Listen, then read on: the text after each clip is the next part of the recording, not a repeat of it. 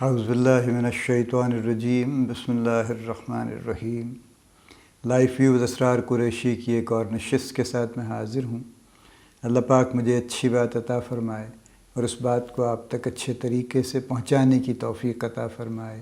آمین۔ ایک apology due ہے میری طرف۔ جو پچھلی ویڈیوز تھیں جس میں نے لرننگ ڈیفیسٹ اور لرننگ پروسیس بریک ڈاؤن اور پھر اس کی ریمیڈیز کی بات کی تھی، اس پہ مجھے دو بڑے کلوز لوگوں سے دو کامنٹ آئے۔ ایک میرے بڑے قریبی دوست ہیں، بڑے پرانے، انہوں نے کہا کہ یو ساؤنڈڈ بٹر، یعنی آپ کے لہجے میں تلخی تھی۔ دوسری بات میرے بیٹے نے کہی، اس نے کہا کہ یو ساؤنڈڈ اینگری، ایکچولی آپ کی باتوں میں لگتا تھا غصہ ہے جیسے۔ اب یہ دونوں ایموشنز ایسی ہیں، غصہ اور تلخی، جو بڑی عمر سے یہ کوشش ہے کہ ان سے بچ کے رہا جائے، اور یہ کوشش اپنے لیے بھی ہے اور یہ ہر کسی کے لیے ہے، کیونکہ یہ دونوں ایموشنز ایسی ہیں جو بہرحال نقصان دہ ہیں اور جن کا کبھی کسی کو فائدہ نہیں ہوا۔ تو ذاتی طور پہ میری ہمیشہ یہ کوشش بھی رہی ہے اور یہ خواہش بھی رہی ہے اور یہ کہتا بھی رہا ہوں میں کہ ان دونوں سے بچنا چاہیے۔ باتیں بہت سخت بھی کہی جا سکتی ہیں بغیر تلخ ہوئے، اور بغیر غصے کے بھی بہت کچھ بات ہو سکتی ہے، اور یہ کوشش بھی جاری ہے۔ بہرحال اس کے باوجود لگتا ہے کہیں کمی رہ گئی، تو آپ میں سے بھی جس کو یہ محسوس ہوا یا نہیں ہوا، ان سے بڑی معذرت، معافی چاہتا ہوں میں، اور اس کا مطلب یہ ہے کہ مجھے مزید کوشش کرنے کی ضرورت ہے ابھی ان دونوں چیزوں پر۔ ہم آج کا ٹاپک ذرا مختلف لیتے ہیں، اور ایک میں انیکڈوٹ سے شروع کرتا ہوں تو اس سے وہ بات پھر کنیکٹ ہو جائے گی۔ الزبتھ گلبرٹ ایک رائٹر ہیں یو ایس کی، ان کی جو مشہور زمانہ کتاب ہے وہ ایٹ پرے لو ہے، جو اچھی بیسٹ سیلر رہی اور جو پھر اس کے بعد اس پہ مووی بھی بن گئی۔ تو آپ کو پتہ ہے ٹیڈ ٹاکس کا ایک سلسلہ ساری دنیا میں چل رہا ہے، جو شروع تو کچھ اور طرح سے ہوا تھا۔ بنیادی طور پہ TED stood for technology, entertainment and design, یعنی ان تین ٹاپکس پہ وہ ٹاکس یا لوگوں کو اکٹھا کر کے کچھ ٹاکس کرنا چاہتے تھے، اور وہ سال میں ایک آدھ مرتبہ کر رہے تھے شروع میں۔ تو that's how TED came into being, but then it became so popular and so hugely popular actually, کہ اب ٹیڈ بے شمار جگہوں پہ ہو رہے ہیں، ایکچولی ملٹیپل جگہوں پہ ہو رہے ہیں، اور اب ٹیڈ میں صرف ٹیکنالوجی، انٹرٹینمنٹ، ڈیزائن نہیں رہا، بلکہ اور بہت کچھ آ گیا ہے اس کے اندر۔ بٹ دے آر ایکچولی بہت کمال کی ٹاکس ہیں جو لوگ وہاں پہ آتے ہیں، ان میں جو لوگ وہ گفتگو کرتے ہیں، بہت بڑی یعنی اس میں سگنیفیکنٹ گفتگو ہے جو وہ کرتے ہیں۔ اور کچھ ٹاکس تو ایسی ہیں جن کے ملینز آف ویوز ہیں، یعنی سائمن سینک کی ٹاک ہے فار ایگزامپل، تو اس کے کوئی 26 ملین ویوز ہیں اس کے ایکچولی، اور ابھی چل رہے ہیں۔ اٹ ہیزنٹ اسٹاپڈ ایکچولی، اور یہ نمبر 1 نہیں ہے، یہ probably one of the top 5 ہے actually. So you can imagine کہ کتنے لوگ اس کو پاپولرلی اس کو دیکھتے ہیں۔ میں خود بھی بڑا فین ہوں ٹیڈ ٹاکس کا، اور جب کبھی وقت ملتا ہے میں کوئی نہ کوئی ٹاک چلتے پھرتے آتے جاتے سن لیتا ہوں، اور اس کی وجہ دو ہیں بیسکلی۔ ایک تو ان کا جو کانٹینٹ ہے وہ بڑا پرمغز ہوتا ہے، بڑا اچھا کانٹینٹ ہوتا ہے، یعنی anybody who comes to speak وہ باقاعدہ تیار ہو کے آتے ہیں اور اچھے اپنے کانٹینٹ لے کے آتے ہیں۔ دوسرا یہ ہے کہ وہ اس کو کیوریٹ بھی کرتے ہیں، یعنی جو کوئی بولنا چاہتا ہے اس کو اسٹریٹ اوے ڈائس پہ اسٹیج پہ کھڑا نہیں کر دیتے، بلکہ اس سے باقاعدہ اس کو پریپیئر کرتے ہیں۔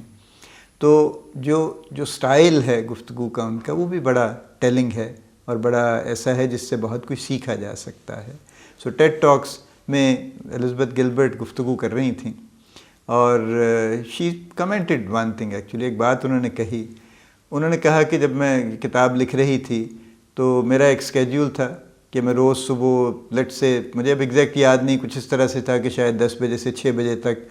آئی وڈ سٹ آن اے ٹیبل اپنی جگہ پہ، اور میں وہ ٹائم لکھنے کا ہے۔ اور کئی دن ایسے ہوتے تھے کہ آئی وڈ سٹ فار 8 آورس اور میں ایک حرف نہیں لکھ پاتی تھی۔ اور جب ایسا کبھی ہوتا تھا اور 2-3 دن ہو جاتا تھا، تو پھر میں I use to say to no one in particular, یعنی ایک کمرہ ہے اس میں ایک شخص اکیلا بیٹھا ہے اور اس کے آس پاس کوئی نہیں ہے، کہتی ہیں کہ جی میں ایسے ہی بس ہوا میں جیسے بات کرنی ہوتی ہے نا، تو میں اسے کہتی تھی کہ look I am going to come here and I am sit here every day from 10 to 6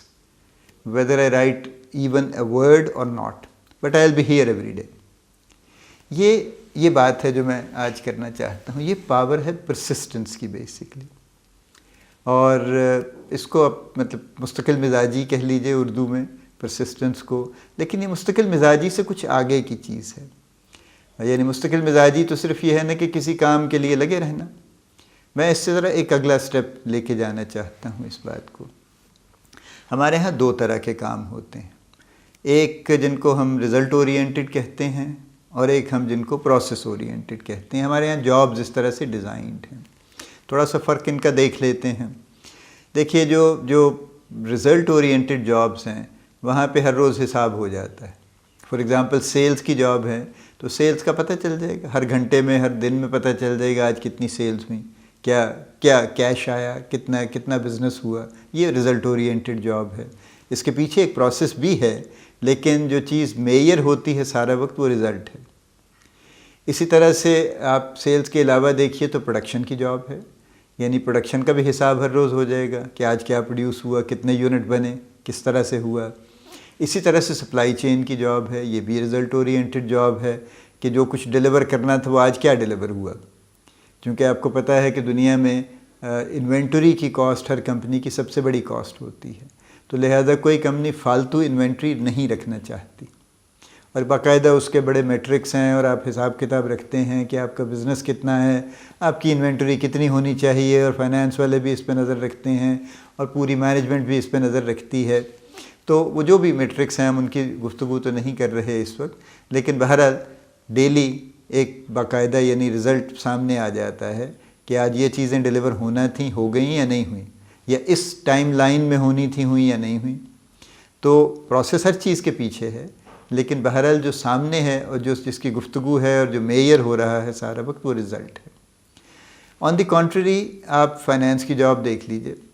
وہ بک کیپنگ کر رہے ہیں, وہ فائنانس مینیج کر رہے ہیں, اکاؤنٹس مینیج کر رہے ہیں. یہ پروسیس اورینٹڈ جاب ہے, یعنی اس میں ہر روز شام کو کوئی حساب کتاب نہیں ہوتا. ہاں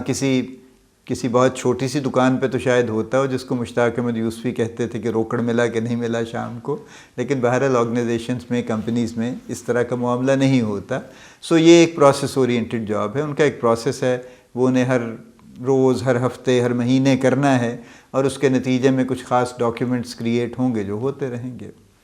سملرلی ایچ آر کی جاب ہے, یہ بھی کوئی ایسی نہیں ہے جس کو ہر روز میئر کیا جائے. ان کے اپنے میٹرکس ہیں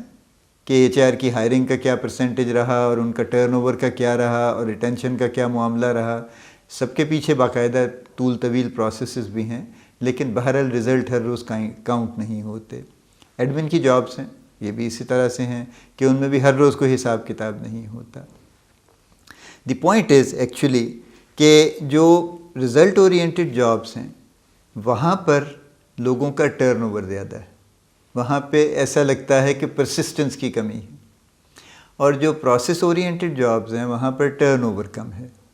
یعنی اپیرنٹلی یہ لگتا ہے کہ پرسسٹنس وہاں پہ زیادہ ہے, لوگ زیادہ مستقل مزاجی سے کام کرتے ہیں, اور آپ کو نظر آئے گا کہ بہت سوئچنگ ہے, یعنی لوگ بہت کمپنیاں تبدیل کرتے ہیں. یہ جو میں نے جیسے کہا سیلز مارکیٹنگ میں پرٹیکولرلی سب سے زیادہ ٹرن اوور رہتا ہے, اور اس کے علاوہ پروڈکشن میں نسبتاً کم ہے لیکن رہتا ہے, سپلائی چین میں بھی رہتا ہے. اور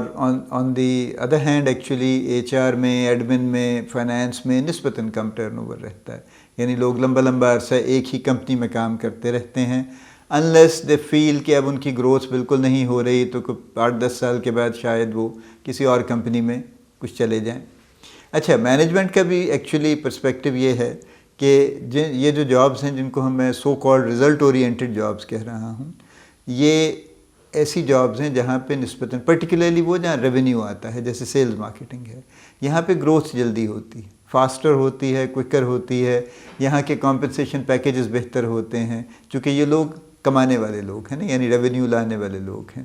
باقی سب کے سب خرچے کرنے والے لوگ ہیں. تو اس لیے وہاں پہ growth even result oriented supply chain اور پروڈکشن میں بھی نسبتاً سلوور, اور وہاں پہ اس طرح سے کمپنسیشن بھی نسبتاً کم ہے,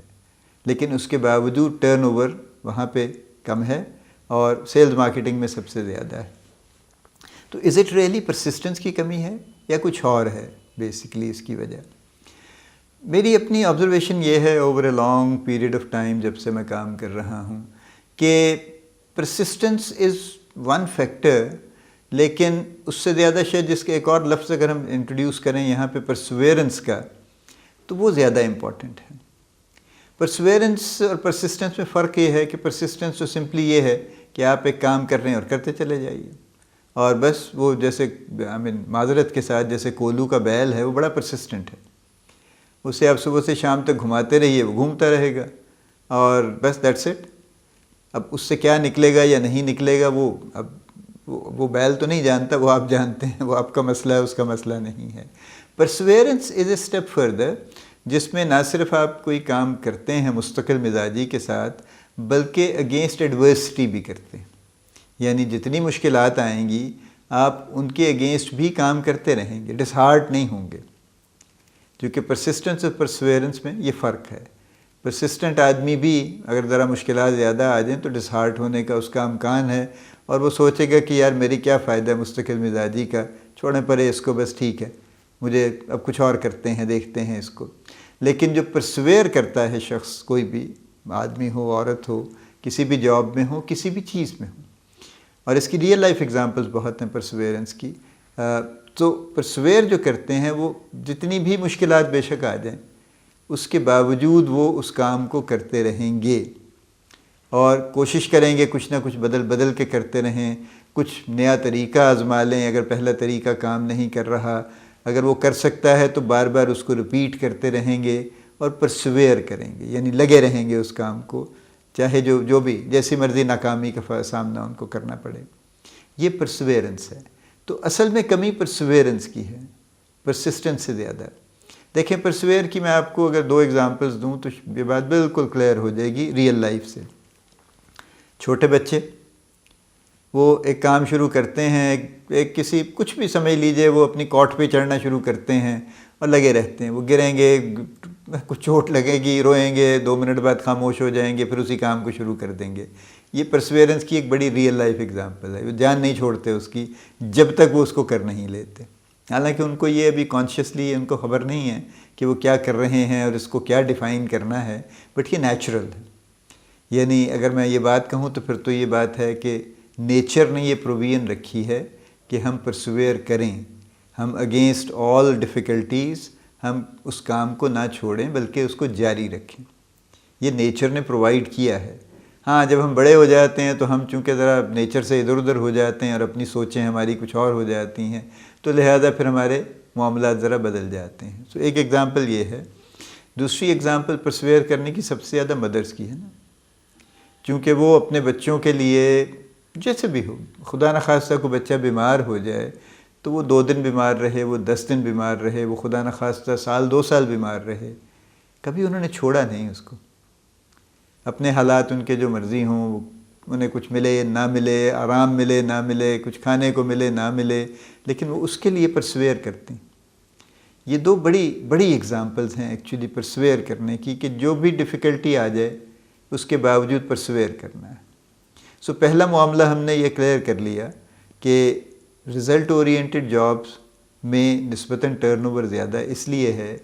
کہ وہاں پہ لوگ اس طرح سے پرسویئر نہیں کرتے، یعنی وہ جلدی ڈسہارٹ ہو جاتے ہیں، جلدی ہمت ہار جاتے ہیں یوں کہہ لیجئے، اور کوشش کرتے ہیں کہ بس یہاں سے نکل کے کہیں اور چلے جائیں تو شاید زندگی بہتر ہو جائے گی۔ اس پہ میں کامنٹ کافی کرنا چاہتا ہوں، چونکہ بہت ایگزامپلز ایسی ہیں۔ ایک مرتبہ میرے پاس ایک انٹرویو میں ایک نوجوان آیا، جاب تھی یہی سیلز کی جاب تھی فارماسیوٹیکل میں، اور میں نے اس سے پوچھا آپ کیوں، he was working in a good company, میں نے کہا آپ وہاں سے کیوں چھوڑنا چاہتے ہیں؟ تو اس نے کہا کہ جی میری اپنے باس سے نہیں بن رہی، اور سمہاؤ ہمارا کچھ کانفلکٹ ہے، تو اس لیے میں چاہتا ہوں میں چھوڑ دوں، میں کسی اور جگہ چلا جاؤں، میری زندگی پرسکون ہو جائے تاکہ۔ میں نے کہا دیکھیں سوچ آپ کی، میں اس کو تو چیلنج نہیں کرتا، لیکن I am giving you another challenge, آپ چلے جائیں واپس اپنے باس سے بنا لیں، اور پھر 3 مہینے بعد آ جائیں میرے پاس، میں آپ کو بالکل ہائر کر لوں گا۔ He never came back obviously, اسے میری بات اچھی نہیں لگی ہوگی یقیناً، اس نے کہا تو نہیں بیچارے نے، لیکن اس نے بہرحال پر کیا کیا یا نہیں کیا آئی ڈونٹ نو، لیکن یہ پرسویئر کرنے کی ایگزامپل ہے کہ کرنا چاہیے نہیں کرنا چاہیے۔ میں جب اپنے کریئر کو دیکھتا ہوں تو میں نے بھی کچھ معاملات کچھ موقعوں پر پرسویئر نہیں کیا آنیسٹلی، خاص طور پہ ان دی بگننگ، اس وقت جب ابھی میچیورٹی کی بھی کمی تھی اور سمجھداری کی بھی کمی تھی، اور بس زندگی ایسے ہی چل رہی تھی، کوئی بہت زیادہ کریئر کی اس طرح سے اس کا پیشن بھی نہیں تھا، اور بس یہ تھا کہ اچھا ٹھیک ہے بس جاب کر رہے ہیں، اچھی کر رہے ہیں، کوشش کر رہے ہیں اچھی کر لیں، بس دیٹس اٹ، اور اگر نہیں موڈ بنے گا یا نہیں اچھا لگے گا تو چھوڑ دیں گے، کسی اور کمپنی میں چلے جائیں گے۔ And I did change successfully in quick succession, میں نے کچھ چینجز کیں، لیکن اس کے بعد کچھ بات سمجھ آ گئی، اور پھر ایک اس کے بعد سے معاملہ سیٹل ہو گیا۔ سو ایک تو یہ یعنی پرسویئر کرنے کا یہ معاملہ ہے، یعنی ایک اسپیکٹ اس کا یہ ہے کہ ڈیفیکلٹیز جیسی بھی ہوں لیکن ان کے اگینسٹ ہمت کرنی چاہیے، ان کے اگینسٹ رزسٹ کرنا چاہیے، ان کے اگینسٹ امپرووائز کرنا چاہیے۔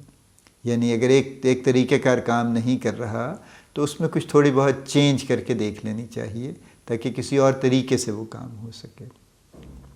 یہ بات لمبی ہوتی ہے، میں اس نشست کو یہاں روکتا ہوں، اور اس بات کو میں پھر دوسرے حصے میں مکمل انشاءاللہ کرنے کی کوشش کروں گا۔